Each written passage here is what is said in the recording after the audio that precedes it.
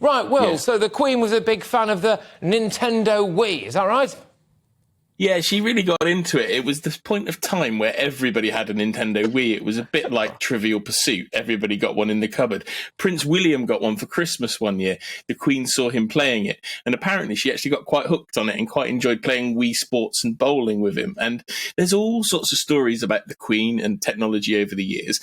She actually was the only person in the world, Patrick, and I know you're like this. She was sent a 24 karat gold Nintendo Wii, but they had to return it because due to security issues, they weren't able to accept it at Buckingham Palace.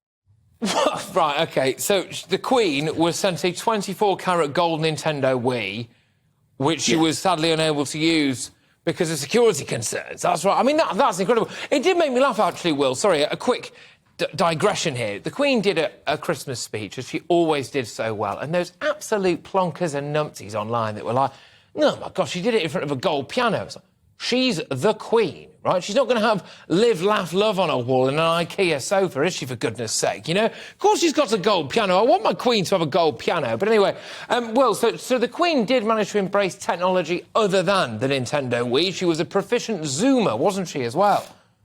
She was. So in her final years, in 2020 and 2021, she really got into video calling technology. In 2021, 110 of her, I think, 195 appearances, public functions, were done over video calling. So it actually enabled the Queen to work for an extra year or two towards the end of her life. It was giving her the opportunity to speak to more people, get out to more places when she was physically unable to do so. But this goes back really far. You talked about the Queen's speech. It was the Queen back at the time of her coronation that decided to let the TV cameras in. That meant 500,000 TVs were sold in the UK and essentially kick-started the television revolution in the UK in the 1950s. Fast forward to 1958. She was the first person anywhere in the world to do a long-distance phone call. Now, at that point, the long-distance phone call was from Bristol to Edinburgh, 350 or so miles, but she was the first person to do that. In 1976, she was the first head of state anywhere in the world to send an email. There's all this stuff that goes through her history, all these things that she did for a very first time. The Queen's speech, 69 times she recorded the Queen's speech for TV. They started as podcasts in 2016. In 2020, you could get them on the Alexa speaker. So somebody was making these really great decisions behind the scenes, but the Queen was embracing them. Well, this is absolute top-drawer technological Queen-related info, which is a phrase I never thought I'd say, or indeed maybe be able to say at this particular time on a Friday night, I must say. But I mean, it really is the driving force. When you consider what the technology was like when she was born, 1926, wasn't it, the Queen was born?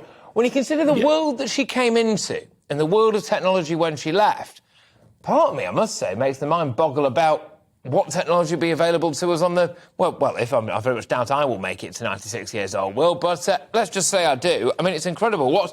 Just quickly, not quite Queen-related, what's next, do you reckon? What are we on the break of, the cusp of, technology-wise?